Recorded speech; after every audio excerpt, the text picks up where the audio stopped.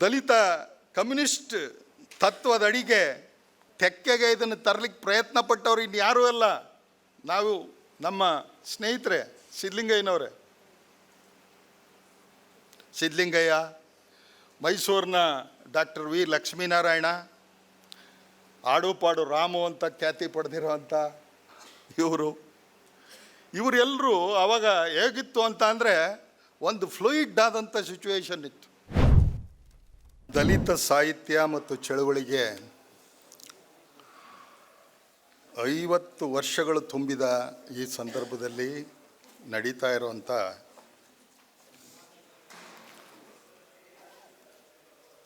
ಒಂದು ಐತಿಹಾಸಿಕವಾದಂಥ ಅಧ್ಯಯನ ಶಿಬಿರ ಅಂತ ನಾನು ಕರೀಲಿಕ್ಕೆ ಇಚ್ಛೆ ಪಡ್ತೇನೆ. ಇಂಥ ಗಂಭೀರವಾದಂಥ ಅನೇಕ ಅಧ್ಯಯನ ಶಿಬಿರಗಳ ಮೂಲಕವೇ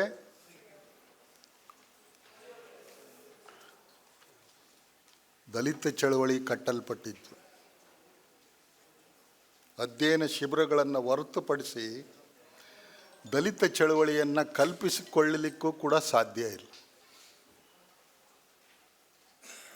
ಈ 50 ವರ್ಷಗಳು ಸಂದ ಮೇಲೆ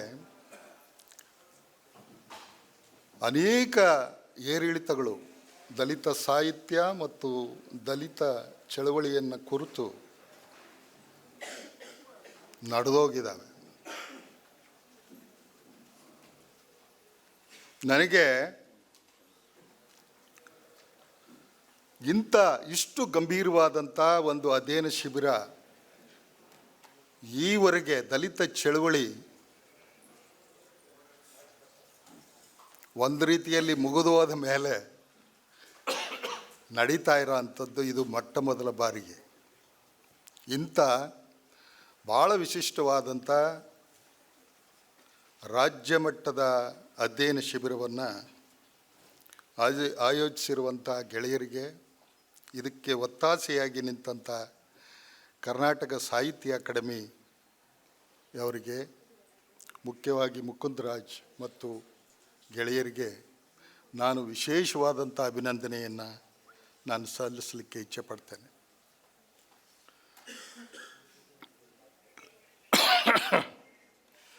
ಕಾರ್ಯಾಗಾರದ ಶಿಬಿರಾರ್ಥಿಗಳು ಕೂಡ ಭಾಳ ಪ್ರಾಜ್ಞ ಶಿಬಿರಾರ್ಥಿಗಳು ಇದ್ದೀರಿ, ನಾನು ಗಮನಿಸ್ತಾ ಇದ್ದೀನಿ. ನಿಮ್ಮ ಮುಂದೆ ಮಾತ್ರ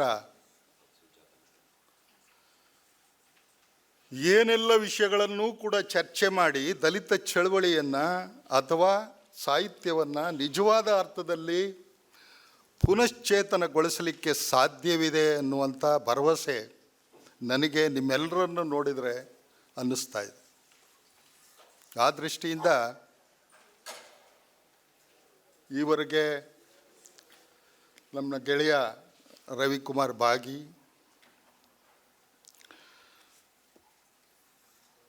ಮುಕುಂದರಾಜ್ ಇವರೆಲ್ಲರೂ ಮಾತಾಡಿದಂಥ ಅನೇಕ ವಿಚಾರಗಳು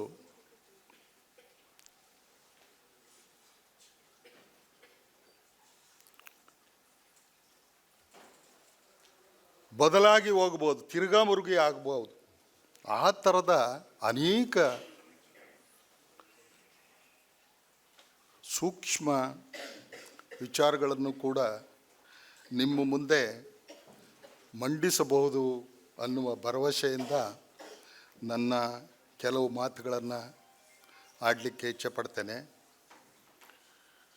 3 ದಿನಗಳ ಕಾಲ ದಲಿತ ಸಾಹಿತ್ಯ ಮತ್ತು ಚಳವಳಿಗಳ ಬಗ್ಗೆ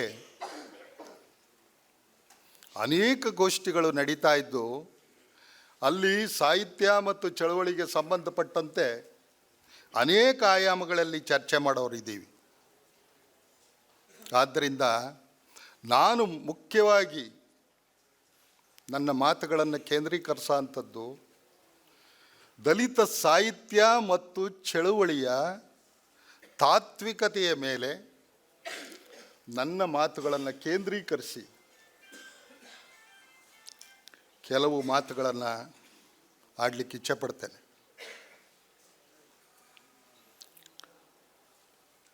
ಸ್ನೇಹಿತರೆ, ದಲಿತ ನನ್ನಂಥ ಲಕ್ಷಾಂತರ ಜನರ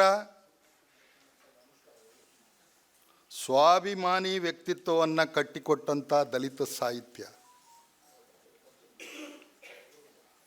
ಇಲ್ಲಿ ಅನೇಕ ಜನರಿದ್ದಾರೆ ದಲಿತ ಚಳವಳಿಗೆ ಕಟ್ಟುವ ಸಂದರ್ಭದಲ್ಲಿ ಸಾಕ್ಷಿಯಾದಂಥವ್ರು.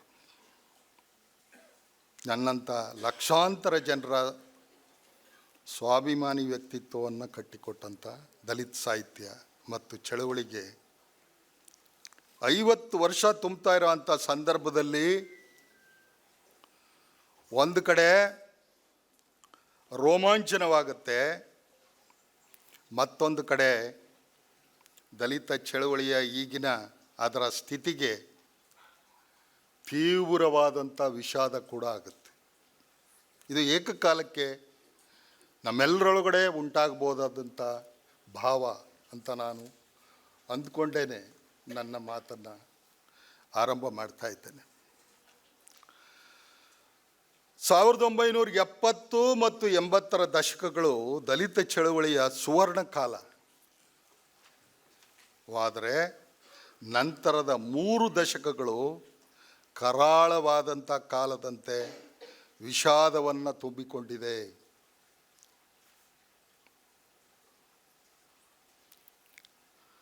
ಭೂಸಾಗರಣದ ಮೂಲಕ ಅಸ್ಪೃಶ್ಯ ದಲಿತರ ನೈತಿಕ ಅಂತರ್ಸ್ಥೈರ್ಯದ ಆಸ್ಫೋಟದಂತೆ 70ರ ದಶಕದ ಆರಂಭದಲ್ಲಿ ಅಂಕುರಗೊಂಡ ದಲಿತ ಚಳವಳಿ 1980ರ ದಶಕದ ವೇಳೆಗೇನೆ ಇಡೀ ಕರ್ನಾಟಕವನ್ನೇ ಪ್ರಭಾವಿಸಿಬಿಟ್ಟಿತ್ತು.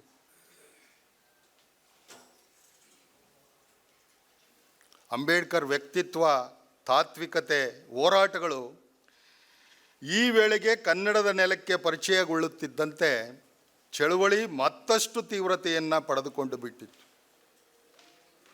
ನಮಗೆಲ್ರಿಗೂ ಗೊತ್ತಿರಬೇಕಾದಂಥ ವಿಷಯ, ದಲಿತ ಚಳುವಳಿ ಆರಂಭವಾದ ಕಾಲಕ್ಕೆ ಅಂಬೇಡ್ಕರ್ ಕರ್ನಾಟಕಕ್ಕೆ ಪರಿಚಯವೇ ಆಗಿರಲಿಲ್ಲ. ಅಂಬೇಡ್ಕರನ್ನು ಜಗದ್ವಿಖ್ಯಾತಗೊಳಿಸಿದಂಥ ಕ್ರೆಡಿಟ್ ಯಾವುದಕ್ಕಾದರೂ ಸೇರಬೇಕು ಅಂದರೆ ಅದು ದಲಿತ ಚಳುವಳಿಗೆ ಮಾತ್ರ.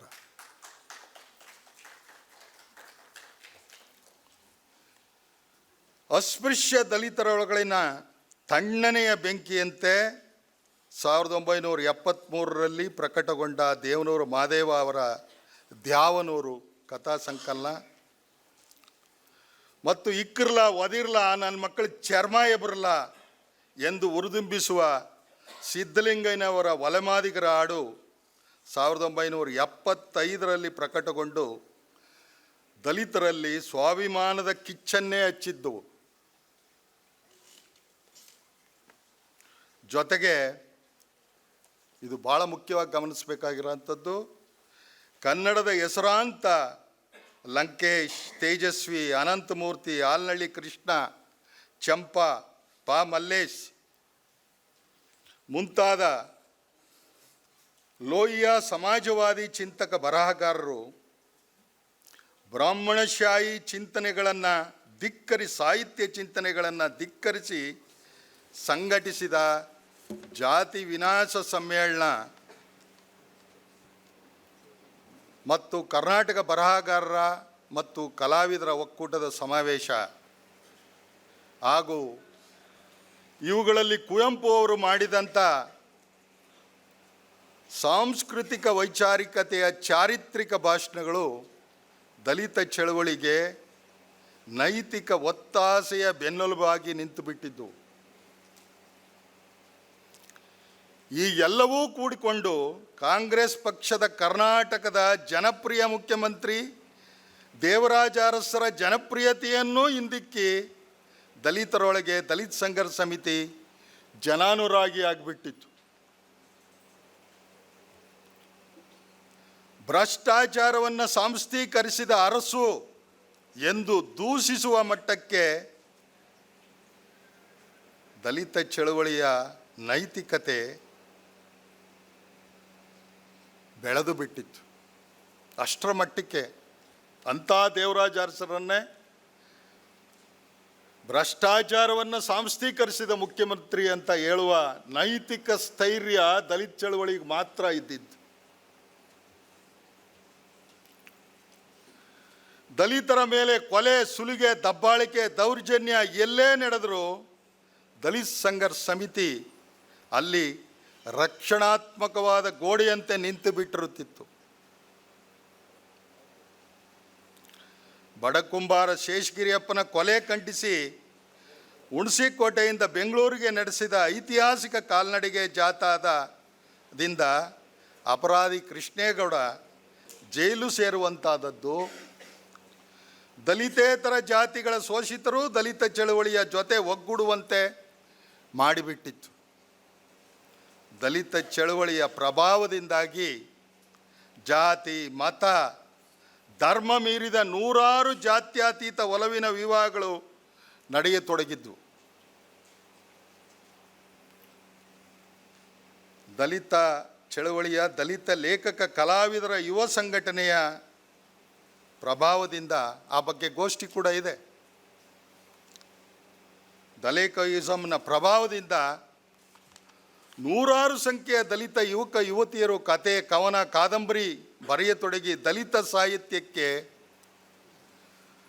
ಬುನಾದಿ ಹಾಕಿಬಿಟ್ಟಿದ್ರು. ಇವರ ನೇತೃತ್ವದಲ್ಲೇ ಬಂಡಾಯ ಸಾಹಿತ್ಯ ಸಮ್ಮೇಳನ ನಡೆದದ್ದು ಕೂಡ ಐತಿಹಾಸಿಕವಾದದ್ದು. ಕನ್ನಡದ ಹೆಸರಾಂತ ಸಂಸ್ಕೃತಿ ಚಿಂತಕ ವಿಮರ್ಶಕರಾದ DR ನಾಗರಾಜ್ ಅವರು ಬಂಡಾಯ ಸಾಹಿತ್ಯ ಸಮ್ಮೇಳನಕ್ಕೆ ನೀಡಿದಂಥ ಘೋಷವಾಕ್ಯ ಖಡ್ಗವಾಗಲಿ ಕಾವ್ಯ ಪ್ರಭಾವದಿಂದ ಬೂಸಾ ಕನ್ನಡವೇ ದಲಿತರ ಕೈಯಲ್ಲಿ ತಮ್ಮ ನೋವಿಗೆ ಮಿಡಿಯುವ ಕಾವ್ಯ ಖಡ್ಗವಾಗಿ ಬಿಟ್ಟಿತ್ತು. ಬೂಸಾ ಕಾವ್ಯ ಆದರೆ ಇವರ ಕೈಯಲ್ಲಿ ಖಡ್ಗವಾಗಿ ಪರಿವರ್ತನೆ ಆಗಿಬಿಟ್ಟಿತ್ತು. ಈ ಎಲ್ಲದರ ಒಟ್ಟಾರೆ ಪರಿಣಾಮವಾಗಿ 1983ರಲ್ಲಿ ನಡೆದ ಚುನಾವಣೆಯಲ್ಲಿ ಕಾಂಗ್ರೆಸ್ ಪಕ್ಷವನ್ನು ಸೋಲಿಸಿ ಮೊಟ್ಟ ಮೊದಲ ಬಾರಿಗೆ ಕರ್ನಾಟಕದಲ್ಲಿ ಕಾಂಗ್ರೆಸ್ಸೇತರ ಸರ್ಕಾರ ಬರಲು ಕಾರಣವಾದ ಕೀರ್ತಿಗೆ ದಲಿತ ಚಳವಳಿ ಭಾಜನವಾಗಿ ಬಿಟ್ಟಿತ್ತು. ಅಂದರೆ ಜಾತಿಯ ರೋಗಿಷ್ಠ ಭಾರತವನ್ನು ಗುಣಮುಖಗೊಳಿಸಬಲ್ಲ, ಎಲ್ಲ ಜಾತಿಗಳ ಅವಮಾನಿತರ, ಶೋಷಿತರ ಬಿಡುಗಡೆಯ ದಾರಿಯೊಂದು ಕನ್ನಡದ ಮಣ್ಣಲ್ಲಿ ಅಸ್ಪೃಶ್ಯ ದಲಿತರ ನೇತೃತ್ವದಲ್ಲಿ ಈಗ ತೆರ್ಕೊಳ್ತಾ ಇದೆ ಎಂಬಂತೆ ಎಲ್ಲರಲ್ಲಿಯೂ ದಲಿತ ಚಳವಳಿ ಭರವಸೆ ಮೂಡಿಸಿಬಿಟ್ಟಿತ್ತು. ಇದು ಅಂಬೇಡ್ಕರ್ ತಾತ್ವಿಕತೆಯ ಸ್ವತಃ ಅಂಬೇಡ್ಕರ್ ಅವರು ತಮ್ಮ ಜೀವಿತಾವಧಿಯಲ್ಲಿ ಸಂಘಟಿಸಲು ಸಾಧ್ಯವಾಗದಿದ್ದ ಜಾತ್ಯಾಂಧ ಭಾರತದ ಜಾತಿ ವರ್ಗ ಮೀರಿದ ದಲಿತ ವಿಮೋಚನಾ ಚಳವಳಿಯಾಗಿತ್ತು. ಇದು ಅಂಬೇಡ್ಕರ್ರಿಗೆ ಅತ್ಯಂತ ಪ್ರಿಯವಾಗಿದ್ದಂಥ ಜಾತಿ ವಿನಾಶದ ವಿಶಿಷ್ಟ ಪ್ರಯೋಗವೇ ಆಗಿದ್ದಂಥ ಐತಿಹಾಸಿಕ ದಲಿತ ಚಳವಳಿಯಾಗಿತ್ತು ಅನ್ನುವಂಥದ್ದು ಭಾಳ ವಿಶೇಷವಾದದ್ದು. ಮೇಲಾಗಿ ಇದನ್ನು ಗಮನಿಸಿ ಶಿಬಿರಾರ್ಥಿಗಳು, ಮೇಲಾಗಿ ಇದು 95% ಸಾಮಾನ್ಯ ಅಸ್ಪೃಶ್ಯ ದಲಿತರ ಸತ್ಯ, ನ್ಯಾಯ, ಧರ್ಮ, ನೀತಿವಂತಿಕೆಯ ದೇಸಿ ಸಾಂಸ್ಕೃತಿಕ ಪರಿಭಾಷೆಯಲ್ಲಿ ಕಟ್ಟಲ್ಪಟ್ಟ ದಲಿತ ಚಳವಳಿಯಾಗಿತ್ತು. ಈ ಪರಿಭಾಷೆ ಸಿದ್ಧಲಿಂಗಯ್ಯನವರ ಕಾವ್ಯದಲ್ಲಿ ವ್ಯಕ್ತ ಆಗಿದ್ದಂಥದ್ದು.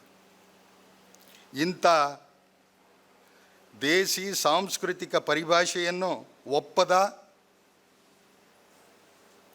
ಆದರೆ ದಲಿತ ಸಂಘರ್ಷ ಸಮಿತಿಯನ್ನು ತಮ್ಮ ತೆಕ್ಕೆಗೆ ತೆಗೆದುಕೊಳ್ಳಲು ವರ್ಗ ಸಿದ್ಧಾಂತದ ಅಡಿಯಲ್ಲಿ ಅವಣಿಸಿದ ಕಮ್ಯುನಿಸ್ಟ್ ನಾಯಕರ ಪ್ರಯತ್ನವನ್ನೂ ಹಿಂದಿಕ್ಕಿ ಕಟ್ಟಲ್ಪಟ್ಟ ದಲಿತ ಚಳವಳಿಯೂ ಇದಾಗಿತ್ತು.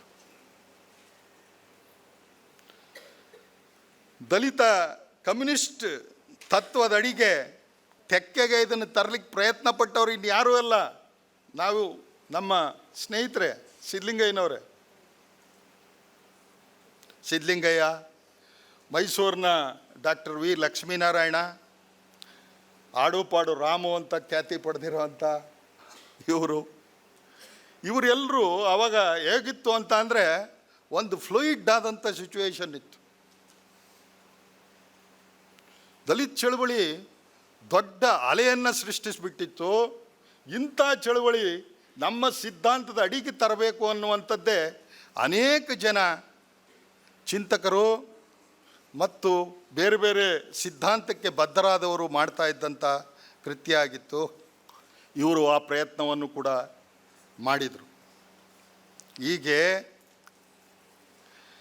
ಇದು ಸತ್ಯ, ನ್ಯಾಯ, ಧರ್ಮಗಳ ದೇಶಿ ಸಂಸ್ಕೃತಿ ನೆಲೆಯಲ್ಲಿ ಇದನ್ನು ಕೂಡ ತಾವು ಗಮನಿಸಬೇಕು.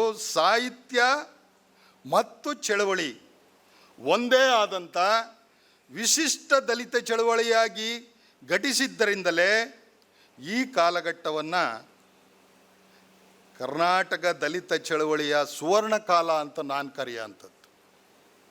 ಸಾಹಿತ್ಯ ಮತ್ತು ಚಳವಳಿ ಒಂದೇ ಆದಂಥದ್ದು ಇನ್ನು ಎಲ್ಲಿ ಇದೆಯೋ ಗೊತ್ತಿಲ್ಲ. ಕರ್ನಾಟಕದಲ್ಲಿ ಮಾತ್ರ ಅದು ಘಟಿಸ್ತು, ಬೇರೆ ಇನ್ನೆಲ್ಲೂ ಆಗಿದೆಯೋ ಗೊತ್ತಿಲ್ಲ, ಆಗಿಲ್ಲ. ಇದೆರಡು ಒಂದೇ, ಸಾಹಿತ್ಯ ಮತ್ತು ಚಳವಳಿ ಒಟ್ಟೊಟ್ಟಿಗೆ ಒಂದೇ ಆದಂಥ ಐತಿಹಾಸಿಕವಾದಂಥ ಘಟನೆ ಕರ್ನಾಟಕದಲ್ಲೇ ನಡೆದಿತ್ತು. ಈ ಸಂದರ್ಭದಲ್ಲಿ ಆ ಬಗ್ಗೆ ನಾವು ಗಂಭೀರವಾದ ಚರ್ಚೆಯನ್ನು ಮಾಡಬಹುದು ಅಂತ ಅಂದ್ಕೊಂಡು ನಾನು ಮುಂದುವರಿತಾ ಇದ್ದೇನೆ. ಸಮಾನತೆ ಮತ್ತು ಸಾಮಾಜಿಕ ನ್ಯಾಯ ಪರಂಪರೆಯ ಜಾಗೃತ ನೆಲ ಕರ್ನಾಟಕ.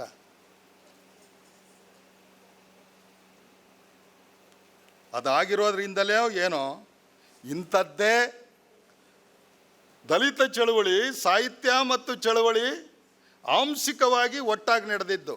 ಆದರೆ ಪೂರ್ಣ ಪ್ರಮಾಣದಲ್ಲಿ ಇಂಥದ್ದೇ ಸಾಹಿತ್ಯ ಮತ್ತು ಚಳವಳಿ ಒಂದೇ ಆಗಿ ನಡೆದದ್ದು ಸಾಹಿತ್ಯ ಚಳವಳಿ ಹಾಗೂ ಸಾಮಾಜಿಕ ಪರಿವರ್ತನಾ ಚಳವಳಿ ಒಂದೇ ಆದಂಥ ವಿಶಿಷ್ಟ ಚಳವಳಿ ಒಂದು ಅಲ್ಲಮ ಬಸವಣ್ಣರ ನೇತೃತ್ವದಲ್ಲಿ 12ನೇ ಶತಮಾನದಲ್ಲೇ ಕರ್ನಾಟಕದಲ್ಲಿ ನಡೆದಿರೋ ಅಂಥದ್ದು ಕನ್ನಡಿಗರ ನಿಜಕ್ಕೂ ಬಹಳ ದೊಡ್ಡ ಹಿರಿಮೆ.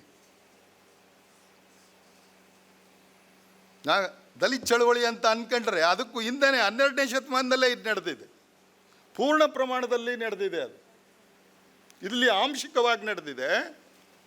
ನಾನು ಗುರುತು ಮಾಡೋ ಅಂಥದ್ದು 70-80ರ ದಶಕಕ್ಕೆ ಮಾತ್ರ ಸಾಹಿತ್ಯ ಚಳವಳಿ ಒಂದಾಗಿದ್ದಂಥ ಕಾಲಘಟ್ಟ.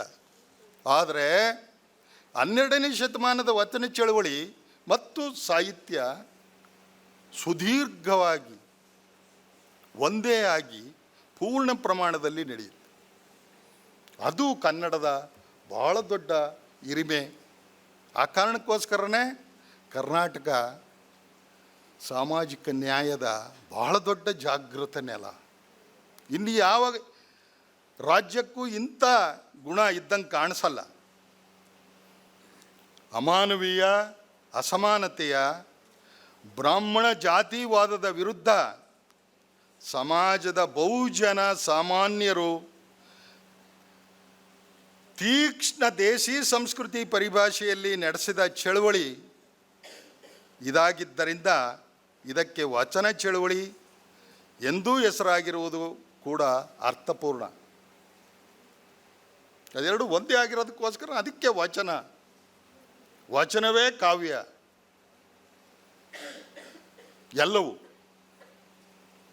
ಆ ಕಾರಣಕ್ಕೋಸ್ಕರನೇ ಆ ಸಾಹಿತ್ಯ ಮತ್ತು ಚಳವಳಿಯನ್ನು ಸೂಚಿಸುವ ಕಾರಣಕ್ಕೋಸ್ಕರವೇ ಅದು ವಚನ ಚಳವಳಿ ಕೂಡ ಆಗಿತ್ತು ಅನ್ನೋಂಥದ್ದು ಕೂಡ ಭಾಳ ಅರ್ಥಪೂರ್ಣವಾದದ್ದು ಅನ್ನುವಂಥದ್ದು.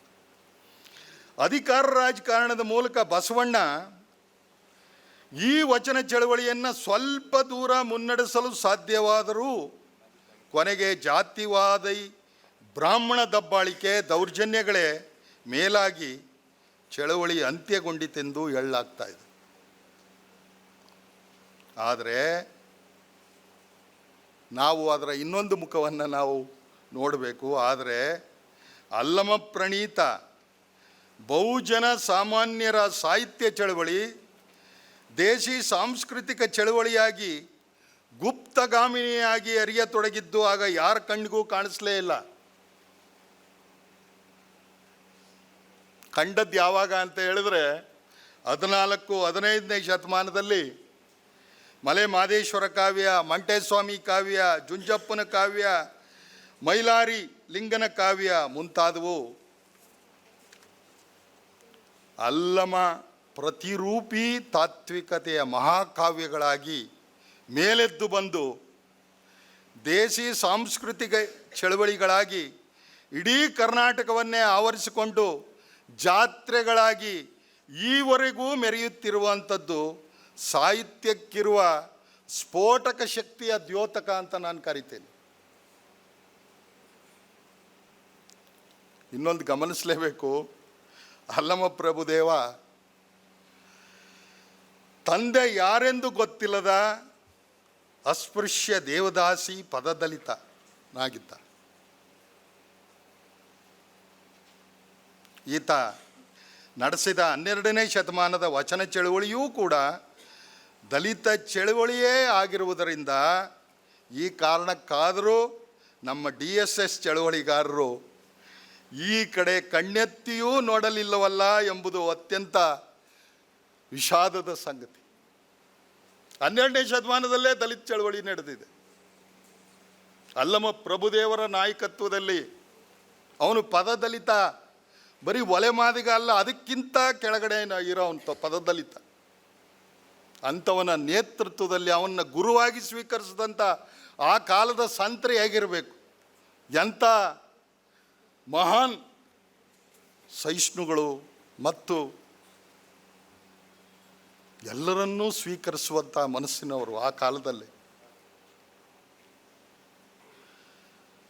ಅಂಥ ದಲಿತ ಚಳವಳಿಯನ್ನು ನಮ್ಮ ಕಾಲಘಟ್ಟದ DSS ಚಳವಳಿಗಾರರು ಕಣ್ಣೆತ್ತಿಯೂ ಕೂಡ ನೋಡಲಿಲ್ವಲ್ಲ. ಇದು ಸರಿನಾ ಅಂತ ನಾವು ನೋಡ್ಕೋಬೇಕಾಗಿದೆ. ಇಂಥ ಮಂಟೇಸ್ವಾಮಿ ಕಾವ್ಯಕ್ಕೆ ಸಂಬಂಧಪಟ್ಟಂತೆ ಒಂದು ವಿಷಯನ ಹೇಳಬೇಕು. ಅನೇಕ ವಿಚಾರಗಳನ್ನು ಮುಕ್ತವಾಗಿ ಮಾತಾಡ್ಬೋದು ಅಂತ ನಮ್ಮ ಗೆಳೆಯರು ಹೇಳಿರೋದ್ರಿಂದ ನಿಮ್ಮ ಮುಂದೆ ಮಾತಾಡ್ತಾ ಇದ್ದೇನೆ. ಅಂಥ ಮಂಟೇಸ್ವಾಮಿ ಕಾವ್ಯಕ್ಕೆ ಸಂಬಂಧಪಟ್ಟಂತೆ ನಾವೇ ಮಂಟೇಸ್ವಾಮಿ ಪ್ರತಿಷ್ಠಾನ ಅಂತ ಶುರು ಮಾಡಿದು 90ರ ದಶಕದಲ್ಲಿ. ನಾನು ಆವಾಗ ಈ ಎಂಥದ್ದು ಅದಕ್ಕಿಂತ ಹೆಚ್ಚು ಪ್ರಚಾರದಲ್ಲಿದ್ದಿದ್ದು ಮಲೆ ಮಹದೇಶ್ವರ ಕಾವ್ಯ ಮತ್ತು ಜಾತ್ರೆ. ಅಷ್ಟೊತ್ತಿಗಾಗಲೇ 70ರ ದಶಕದಲ್ಲೇ PK ರಾಜಶೇಖರ್ ಅವರು ಅದರ ಮಹಾಕಾವ್ಯವನ್ನು ಪ್ರಕಟಿಸಿ ಮಲೆ ಮಹದೇಶ್ವರ ಕಾವ್ಯನ ಅದರ ಮುನ್ನುಡಿಯಲ್ಲಿ ಮಲೆ ಮಹದೇಶ್ವರ ಮಾದಿಗ್ರವನು ಅಂತ ಬರೆದರು. ಅದು ಭಾಳ ದೊಡ್ಡ ಅಲ್ಲೋಲ ಕಲ್ಲೋಲ ಆಗೋಯ್ತು. ಆ ಕಾವ್ಯವೇ ಯಾರ ಕೈಗೂ ಸಿಕ್ಕದೇ ಇರೋ ರೀತಿ ಮಾಡಿದರು. ಅದರ ನಂತರ ಎಷ್ಟೋ ವರ್ಷಗಳಾದ ಮೇಲೆ 90ರ ದಶಕದಲ್ಲಿ ಮಂಟೇಸ್ವಾಮಿ ಹೆಚ್ಚು ಪ್ರಚಾರಕ್ಕೆ ಬಂದರು. ಆವಾಗ ನಾವು ಗೆಳೆಯರೆಲ್ಲ ಸೇರಿ ಮಂಟೇಸ್ವಾಮಿ ಪ್ರತಿಷ್ಠಾನ ಆರಂಭ ಮಾಡಿ ಕರ್ನಾಟಕದಲ್ಲಿ ದೊಡ್ಡ ಒಂದು ದೇಸಿ ಸಂಸ್ಕೃತಿ ಆಂದೋಲನೆ ಅಲೆಯನ್ನೇ ನಾವು ಸೃಷ್ಟಿ ಮಾಡಿಸಿದಂಥ ಕಾಲ. ಈಗಲೂ ಕೂಡ ಎಲ್ಲ ವಿಶ್ವವಿದ್ಯಾನಿಲಯಗಳಲ್ಲಿ ಮಂಟೇಸ್ವಾಮಿ ಬಗ್ಗೆ ಸಂಶೋಧನೆಗಳು ನಡೆದಿದ್ದಾವೆ. ಇಂಥ ಕಾಲಘಟ್ಟದಲ್ಲಿ ನಾವು ಮಂಟೇಸ್ವಾಮಿ ಪ್ರತಿಷ್ಠಾನ ಮಾಡಿದಾಗ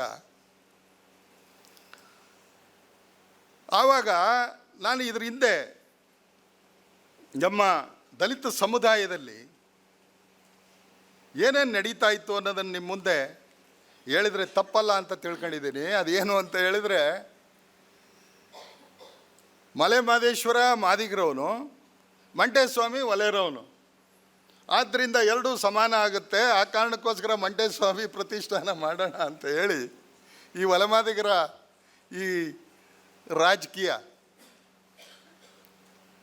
ಆ ಕಾರಣಕ್ಕೆ ಆರಂಭ ಆಗುತ್ತೆ. ಅಷ್ಟೊತ್ತಿಗೆ ಈ ಸುಭಾಷ್ ಭರಣಿ ದರಗೆ ದೊಡ್ಡವರು ಅನ್ನೋ ಒಂದು ಪುಸ್ತಕ ಕೂಡ ಬರೆದು ಬಿಡ್ತಾರೆ, ಇವನು ಒಲೆರವನು ಅಂತ ಹೇಳ್ಬಿಟ್ಟು.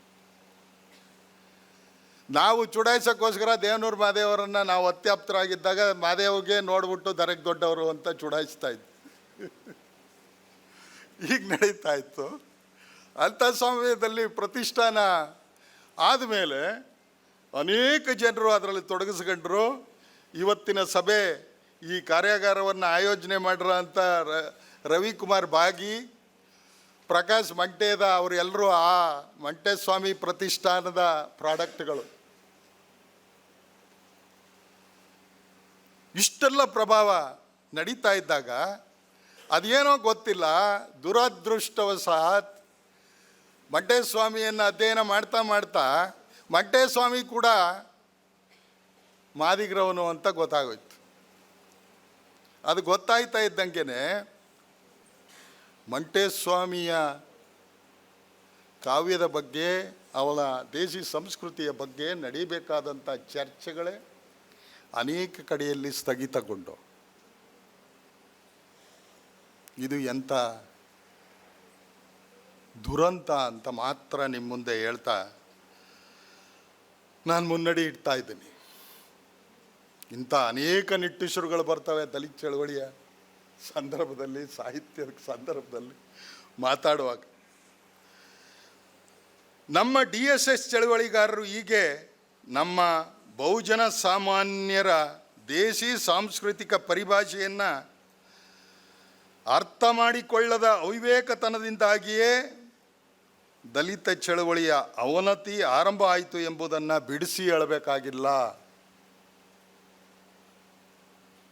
ಇಂಥ ಸಾಂಸ್ಕೃತಿಕ ಅವಿವೇಕಕ್ಕೆ ಅಸ್ಪೃಶ್ಯ ದಲಿತರೊಳಗಿನ ಎಡಬಲ ಜಾತಿ ಆಯಾಮವೂ ಕ್ರಮೇಣ ಪ್ರಾಪ್ತವಾಗಿ ಬಿಟ್ಟಿದ್ದರಿಂದ ದಲಿತ ಚಳುವಳಿಯ ಪತನಕ್ಕೆ ಮತ್ತಷ್ಟು ವೇಗ ಪ್ರಾಪ್ತಿಯಾಗಿ ಬಿಟ್ಟಿತ್ತು.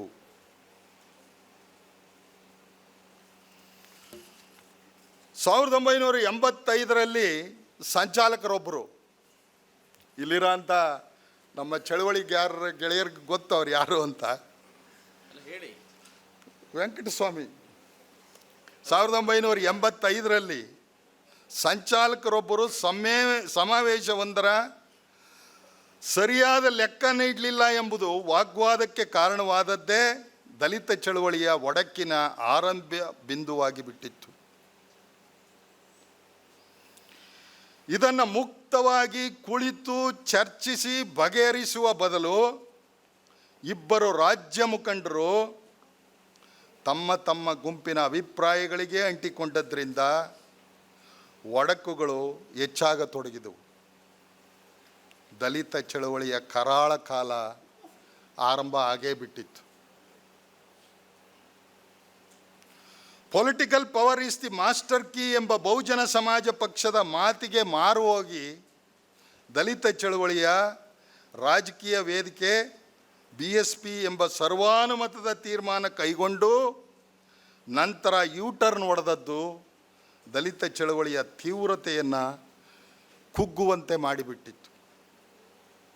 ಆ ವೇಳೆಗಾಗಲೇ ಬಿ ಕೃಷ್ಣಪ್ಪನವರು BSP ಪಕ್ಷದ ಪದಾಧಿಕಾರಿಯಾಗಿದ್ದು 1991ರ MP ಚುನಾವಣೆಗೆ ನಿಂತು ಹೀನಾಯವಾಗಿ ಸೋತು ಚಳುವಳಿಗಾರರಿಗೆ ಬೆನ್ನಿಗೆ ಚೂರಿ ಇರಿದರು ಎಂದು ತೀವ್ರ ಹತಾಶೆಗೆ ಒಳಗಾಗಿ ಬಿಟ್ಟಿದ್ದರು. ಅಷ್ಟೊತ್ತಿಗಾಗಲೇ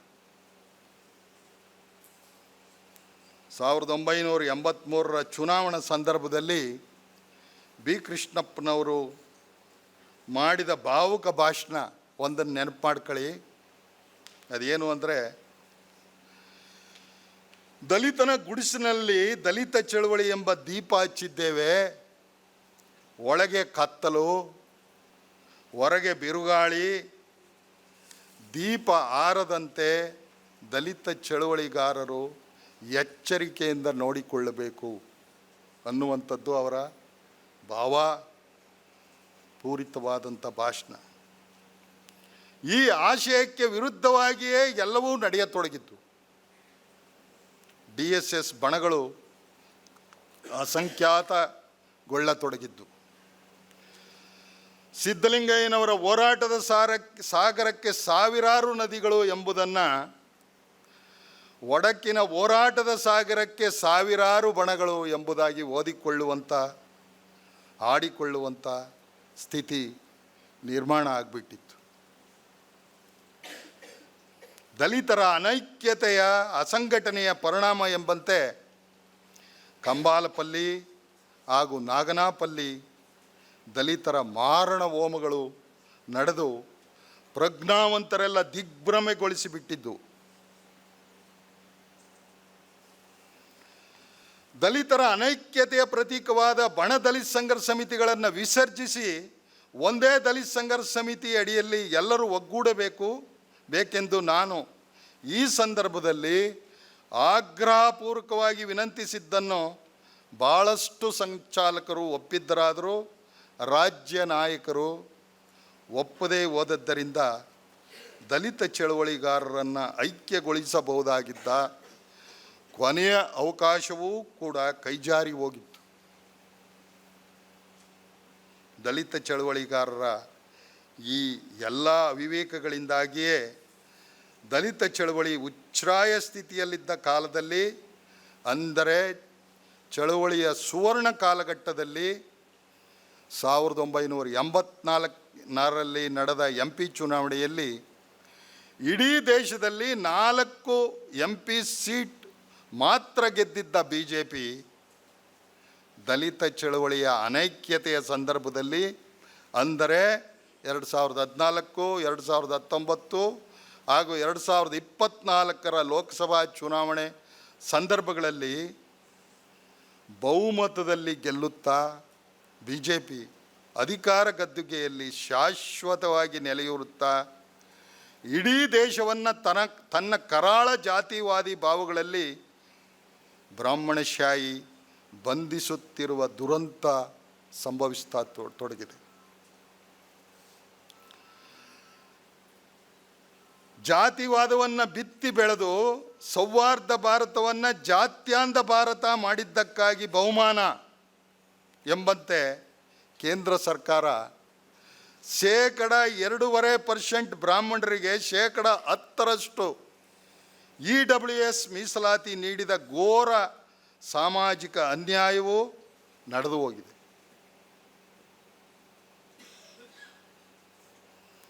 ಈ ಬಗ್ಗೆ ಒಂದು ಸಣ್ಣ ಚಕಾರವನ್ನೂ ಎತ್ತದೇ ಹೋದ ನಮ್ಮ ದಲಿತ ಚಳವಳಿಗಾರರ ನಡಾವಳಿ ನನ್ನಲ್ಲಿ ತೀವ್ರ ವಿಷಾದವನ್ನು ಮಡುಗಟ್ಟಿಸಿಬಿಟ್ಟಿದೆ. ಒಂದು ಕಡೆ 10% ಮೀಸಲಾತಿಯನ್ನು ಯಾವ ರೀತಿಯಲ್ಲೂ ಪ್ರತಿಭಟಿಸದೇ ಇರೋಂಥ ನಮ್ಮ ಚಳವಳಿಗಾರರು ಕರ್ನಾಟಕದಲ್ಲಿ ಅಬ್ಬೆಪಾರಿ ಅಸಹಾಯಕ ದಲಿತರಿಗೆ 1% ಮೀಸಲಾತಿ ಕೊಟ್ಟಾಗ ಅದನ್ನೂ ಕೂಡ ಅಸ್ಪೃಶ್ಯ ಪ್ರಬಲ ಜಾತಿಗಳೇ ಈ ಚಳವಳಿಗಾರರ ನೇತೃತ್ವದಲ್ಲೇ ಕಿತ್ಕೊಳ್ತವೆ ಅಂತ ಹೇಳಿದರೆ ದಲಿತ ಚಳವಳಿ ಬದುಕಿದೆ ಅನ್ಬೇಕಾ? ಏನು ನೀವೇ ತೀರ್ಮಾನ ಮಾಡಿ. ಅಧಿಕಾರದ ಗದ್ದಿಗೆ ಇಳಿದಿರುವ ಬ್ರಾಹ್ಮಣಶಾಹಿ ಕಾಲಾನುಕಾಲದಿಂದ ದೇಶಾದ್ಯಂತ ಹರಡುತ್ತಾ ಬಂದಿರುವ ತನ್ನ ನವಬ್ರಾಹ್ಮಣವಾದಿ ಜಾಲ ನೆಟ್ವರ್ಕ್, ಈ ನವಬ್ರಾಹ್ಮಣವಾದಿ ಜಾಲ ಬಲದಿಂದಲೇ ಅಧಿಕಾರ ನಡೆಸುತ್ತಾ ಬರುತ್ತಿದ್ದು ಸಮಾಜದ ತಳಮಟ್ಟದ ಕಟ್ಟಕಡೆಯ ಸಮುದಾಯದ ಅಸ್ಪೃಶ್ಯ ದಲಿತರ ಆಳಕ್ಕೂ ಈ ನವಬ್ರಾಹ್ಮಣವಾದ ವಿಷದಂತೆ ಇಳಿಯುತ್ತಿರುವುದು ಬ್ರಾಹ್ಮಣಶಾಹಿಗೆ ಇನ್ನಿಲ್ಲದ ಸಂತೋಷವನ್ನು ಉಂಟು ಮಾಡ್ತಾ ಇದೆ. ನಾವು ನೆನಪಿಟ್ಕೋಬೇಕು. ಅಪಾರ ಸಂತೋಷದಲ್ಲಿದೆ ಬ್ರಾಹ್ಮಣಶಾಹಿ. ಯಾಕೆ ಅಂತ ಹೇಳಿದ್ರೆ ಆ ನವಬ್ರಾಹ್ಮಣವಾದ ದಲಿತರ ಆಳಕ್ಕೂ ಕೂಡ ಇವತ್ತು ಇಳಿತಾ ಇದೆ. ಅವ್ರ ಮೂಲಕನೇ ಇವತ್ತು ಅಂತ್ಯವ್ರ ಮೂಲಕ ನವಬ್ರಾಹ್ಮಣರ ಮೂಲಕವೇ ಇವತ್ತು ಇಡೀ ದೇಶ ನಡೆಸ್ತಾ ಇರೋದು. ನೇರಕ್ಕೆ RSSನವರು ಎಂದೂ ಕಾಣೋದಿಲ್ಲ. ಹೀಗೆ ದೇಶವ್ಯಾಪಿ ಆಳ ಅಗಲಗಳಲ್ಲಿ ವ್ಯಾಪಿಸಿರುವ ಬ್ರಾಹ್ಮಣವಾದಿ ಹಾಗೂ ನವಬ್ರಾಹ್ಮಣವಾದಿ ಅಸಮಾನತೆಯ ಜಾತೀಯತೆಯ ವಿಷಕಾರಿ ಜಾಲವೇ RSSನ ಆಳ ಅಗಲಗಳೆಂದು ನಾನು ಭಾವಿಸಿದ್ದೇನೆ. ಇಂಥ ವಿಷಕಾರಿ ನವಬ್ರಾಹ್ಮಣವಾದಿ RSS ಆಳಕ್ಕೆ ಬೀಳುತ್ತಿರುವ ದಲಿತರನ್ನು ಸಂಘಟನಾತ್ಮಕವಾಗಿ ಮೇಲೆತ್ತುವ ತುರ್ತು ನಮ್ಮ ದಲಿತ ಚಳವಳಿಯ ಮುಂದೆ ಇದೆ. 1974ರಲ್ಲಿ ಬರಹಗಾರರ ಒಕ್ಕೂಟದ ಸಮಾವೇಶದಲ್ಲಿ ಕುವೆಂಪು ಅವರು ಬರಹಗಾರರಿಗೆ ಹೇಳಿದ ಒಂದು ಕಿವಿ ಮಾತಿದೆ, ಭಾಳ ಅದ್ಭುತವಾದ ಕಿವಿ ಮಾತು. ಅದೇನು ಅಂದರೆ,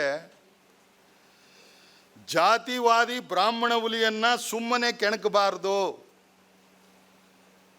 ಅದನ್ನು ಕೊಲ್ಲಬೇಕೆಂದಾದರೆ ಜೋಡು ನಳಿಗೆ ಬಂದೂಕಿನಿಂದ ಒಂದು ಗುಂಡು ಆರಿಸಿ ಆ ಹುಲಿ ಕೊಲ್ಲಬೇಕು, ಮತ್ತೊಂದು ಗುಂಡನ್ನು ನಿಮ್ಮ ತಲೆಗೆ ಆರಿಸಿಕೊಳ್ಳಬೇಕು ಅಂತ ಹೇಳ್ತಾರೆ. ಯಾಕೆಂದರೆ ನವಬ್ರಾಹ್ಮಣವಾದಿ ಹುಲಿ ನಿಮ್ಮ ತಲೆಯಲ್ಲಿ ಜೀವಿಸ್ತಾ ಇದೆ. ಜೋಡ್ ನಳಿಗೆಯಲ್ಲಿ ಹೊಡಿಬೇಕು, ಒಂದು ಹುಲಿಗೆ ಬೀಳಬೇಕು, ಇನ್ನೊಂದು ನಮ್ಮ ತಲೆಗೆ ಬೀಳಬೇಕು. ಎಂಥ ಮಾರ್ಮಿಕವಾದ ಮಾತು, ಎಷ್ಟು ಪ್ರಸ್ತುತವಾದಂಥ ಮಾತು ಈ ಕಾಲಘಟ್ಟಕ್ಕೆ ಅಂತ ನಾನು ತಿಳಿದಿದ್ದೇನೆ. ಕುವೆಂಪು ಅವರ ಈ ಮಾತುಗಳಂತೆ ದಲಿತ ಚಳವಳಿಗಾರರು ಚಳವಳಿಯನ್ನು ಮುನ್ನಡೆಸಲು ಸಾಧ್ಯವಾಗಿದ್ದರೆ ದಲಿತರಿಗೆ ಹಾಗೂ ಇಡೀ ದೇಶಕ್ಕೆ ಇಂತಹ ದುಸ್ಥಿತಿ ಖಂಡಿತ ಬರ್ತಾ ಇರಲಿಲ್ಲ ಅನ್ನೋಂಥದ್ದು ನನ್ನ ಪ್ರಾಮಾಣಿಕವಾದಂಥ ಅನಿಸಿಕೆ.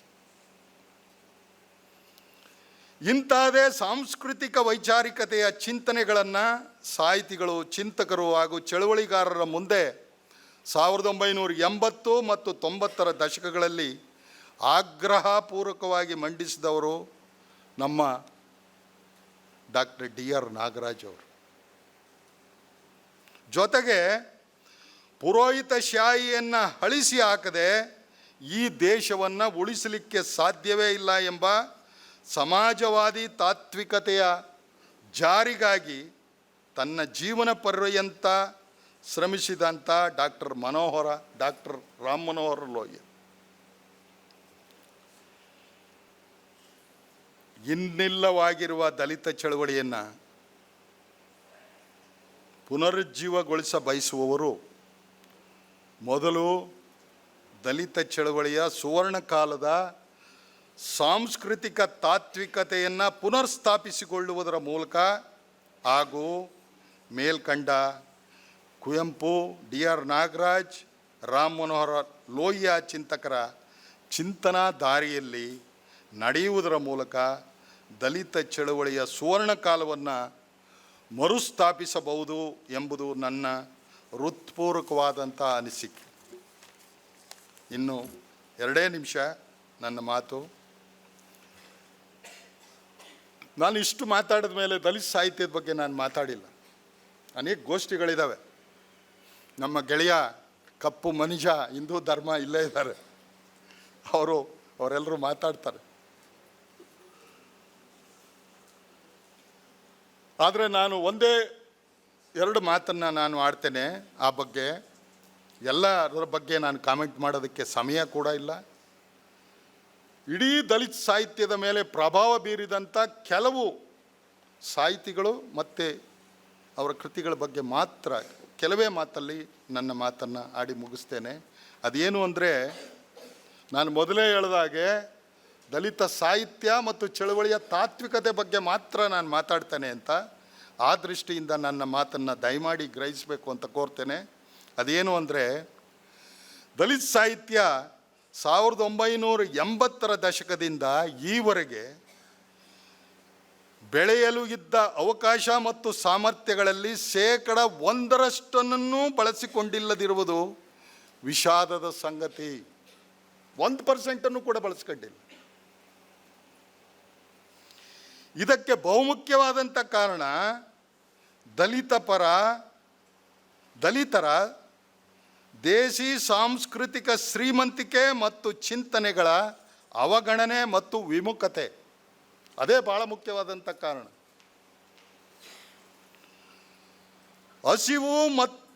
ಹಸಿವು ದಲಿತ ಸಂಸ್ಕೃತಿಯ ಅಸ್ಮಿತೆ ಅಲ್ಲವೇ ಅಲ್ಲ ಅನ್ನುವಂಥದ್ದು ನನ್ನ ಸ್ಪಷ್ಟವಾದಂಥ ಅಭಿಪ್ರಾಯ. ಹಸಿವನ್ನೇ ಪ್ರೊಜೆಕ್ಟ್ ಮಾಡೋ ಅಂಥದ್ದು ನಿಜವಾಗಿ ದಲಿತ ಸಾಹಿತ್ಯ ಆಗಕ್ಕೆ ಸಾಧ್ಯವೇ ಇಲ್ಲ, ಕೂಡ್ದು ಕೂಡ. ಅದನ್ನು ಹಸಿವನ್ನು ಮೀರಿದ ಸೃಜನಶೀಲ ಸಮತಾ ಸಾಂಸ್ಕೃತಿಕ ಶ್ರೀಮಂತಿಕೆ ಅಸ್ಪೃಶ್ಯ ದಲಿತರ ನಿಜವಾದ ಅಸ್ಮಿತೆ.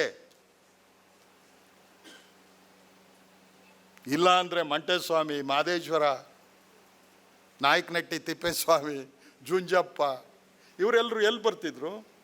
ಹಸಿವು ಅಷ್ಟೇ ಪ್ರಧಾನವಾಗಿದ್ದರೆ ಅವರು ಭಿಕ್ಷೆ ಬೇಡಿ ಬದುಕ್ತಿದ್ದಂಥವರು ಸಂತರು ಹಸಿವೇ ಪ್ರಧಾನವಾಗಿದ್ದರೆ ಎಲ್ಲಿ? ಆದ್ದರಿಂದ ಹಸಿವು ದಲಿತರ ಅಸ್ಮಿತೆ ಅಲ್ಲವೇ ಅಲ್ಲ ಅನ್ನುವಂಥದ್ದು ನನ್ನ ಸ್ಪಷ್ಟವಾದಂಥ ಅಭಿಪ್ರಾಯ. ಇದನ್ನು ಮರೆತಿದ್ದರಿಂದಲೇ 1984 ನಂತರ ಈವರೆಗೆ ದೇವನೂರ ಮಹಾದೇವ ಅವರು ಸೃಜನಶೀಲವಾದದ್ದೇನನ್ನೂ ಬರೆಯಲಾಗಿಲ್ಲ. ಈ ಕಾರಣದಿಂದಾನೆ ಕನ್ನಡಕ್ಕೆ ಭಾಳ ದೊಡ್ಡ ನಷ್ಟ ಅದು. ಅವ್ರಿಗೆ ಬರೆಯೋ ಸಾಮರ್ಥ್ಯ ಇಲ್ಲ ಅನ್ನಂಗಿದ್ದಿದ್ರೆ ಅದು ಬೇರೆ ಥರದ ಕತೆ.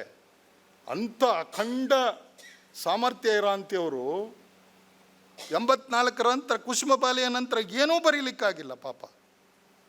ಅದು ಮುಖ್ಯವಾದ ಕಾರಣ ಇದೇನೆ, ಸಾಂಸ್ಕೃತಿಕ ಪರಿಭಾಷೆಯ ವಿಮುಖತೆ. ಆದ್ದರಿಂದಲೇ ದೇವನೂರು ಮಹಾದೇವ ಅವರ ಸಾಹಿತ್ಯ ಮಾದರಿ ಅನುಕರಣೀಯ ಮಾದರಿ ಅಲ್ಲ ಎಂಬುದು ನನ್ನ ಖಚಿತವಾದಂಥ ಗ್ರಹಿಕೆಯಾಗಿದೆ. ಮೊಗಳಿ ಗಣೇಶ್ ಅವರು ಅದರ ಬಗ್ಗೆ ಅವರು ಕಾಲವಾಗೋದಕ್ಕೆ ಮೊದಲೇ ಕೆಲವು ಕಡೆ ಅಭಿಪ್ರಾಯವನ್ನು ವ್ಯಕ್ತಪಡಿಸಿದ್ದಾರೆ, ತಾವು ಗಮನಿಸ್ಬೋದು. ದಲಿತರ ಬಿಡುಗಡೆಗೆ ಅಧಿಕಾರವೇ ಪ್ರಧಾನ ಎಂಬ ನವ ಅಂಬೇಡ್ಕರ್ ವಾದದ ದುಷ್ಪರಿಣಾಮ ಹೀಗೆ ದಲಿತ ಸಾಹಿತ್ಯ ಮತ್ತು ಚಳವಳಿ ಮೇಲೆ ಆಗಿರುವುದು ಅಪಾಯಕಾರಿ ಬೆಳವಣಿಗೆ ಅಂತ ನಾನು ತಿಳಿದಿದ್ದೇನೆ. ಆದ್ದರಿಂದ ಕೊನೆಯ ಮಾತು,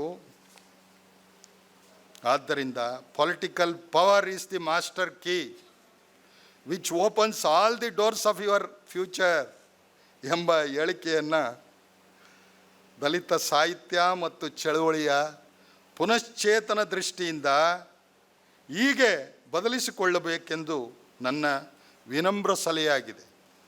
ಅದೇನು ಅಂದರೆ, cultural perspective is the master key. Power is not the master key.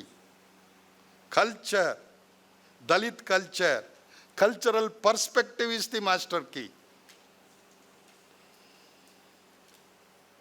which opens all the doors of your future, including the door of political power also.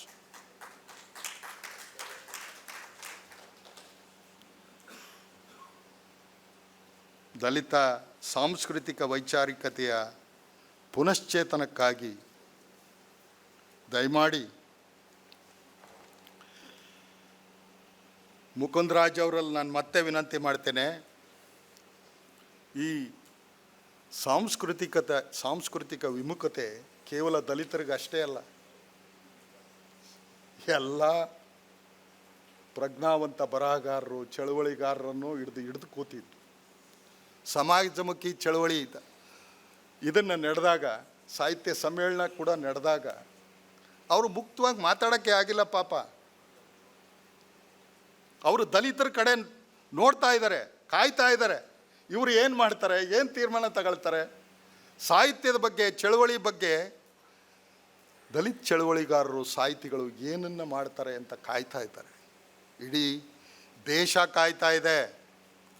ಆ ಕಾರಣಕ್ಕೋಸ್ಕರವೇ ದಯಮಾಡಿ ಈ ಬಗ್ಗೆ ನಾವು ಗಂಭೀರವಾಗಿ ಚರ್ಚೆ ಮಾಡಲಿಕ್ಕೆ ಸಾಧ್ಯವಾದರೆ ಮುಕುಂದರಾಜ್ ಅವ್ರನ್ನ ನಾನು ವಿನಂತಿ ಮಾಡ್ತೇನೆ, ಈ ಸಾಂಸ್ಕೃತಿಕ ವಿಮುಖತೆಯಿಂದ ನಮ್ಮ ಕರ್ನಾಟಕವನ್ನು ಬಿಡುಗಡೆಗೊಳಿಸಲಿಕ್ಕೋಸ್ಕರ ದಯಮಾಡಿ ಕುವೆಂಪು ಅವರ ಸಾಹಿತ್ಯ ಮತ್ತು ವೈಚಾರಿಕತೆ, BR ನಾಗರಾಜ್ ಅವರ ಸಾಂಸ್ಕೃತಿಕ ವೈಚಾರಿಕತೆ ಮತ್ತು ಡಾಕ್ಟರ್ ರಾಮ್ ಮನೋಹರ್ ಲೋಹಿಯಾ ಅವರ ಪಕ್ಷ ಬಿಟ್ಬಿಡೋಣಪ್ಪ, ಅವರ ಸಾಂಸ್ಕೃತಿಕ ತಾತ್ವಿಕತೆಯ ಕುರಿತು ನಾವು ಇದೇ ಥರದ ಭಾಳ ದೊಡ್ಡ ಗಂಭೀರ ಕಾರ್ಯಾಗಾರಗಳನ್ನು ನಡೆಸಲಿಕ್ಕೆ ಸಾಧ್ಯವಾದರೆ ಈ ಕಾರ್ಯಾಗಾರದ ಮೂಲಕ ಅದು ಆರಂಭವಾಗೋದಾದರೆ ಅದಕ್ಕಿಂತ ದೊಡ್ಡ ಕರ್ನಾಟಕದ ಬದಲಾವಣೆಯ ಸೂಚಿ ಮತ್ತೊಂದಿಲ್ಲ ಅಂತ ನಾನು ತಿಳಿದು ಈ ಕಾರ್ಯಾಗಾರದಲ್ಲಿ ನನ್ನ ಇಷ್ಟು ಮಾತುಗಳನ್ನಾಡಲಿಕ್ಕೆ ಅವಕಾಶ ಮಾಡಿಕೊಟ್ಟಂಥ ರವಿಕುಮಾರ್ ಬಾಗಿ ಮೇಲೆ ಒಂದು ರೀತಿಯಲ್ಲಿ ಮಂಟೇಸ್ವಾಮಿನೇ ಮೈದುಂಬಿ ನನ್ನನ್ನು ಕರೆಸ್ಕೊಂಡಿದ್ದಾನೆ ಅಂತ ಅನಿಸುತ್ತೆ. ಅದಕ್ಕೋಸ್ಕರ ಆ ಮಂಟೇಸ್ವಾಮಿ ಮತ್ತು ಈ ನಮ್ಮ ರವಿಕುಮಾರ್ ಬಾಗಿ ಮತ್ತು ನಿಮ್ಮೆಲ್ಲರಿಗೂ ವಂದಿಸಿ ನನ್ನ ಮಾತುಗಳನ್ನು ಮುಗಿಸ್ತಾ ಇದ್ದೇನೆ. ನಮಸ್ಕಾರ.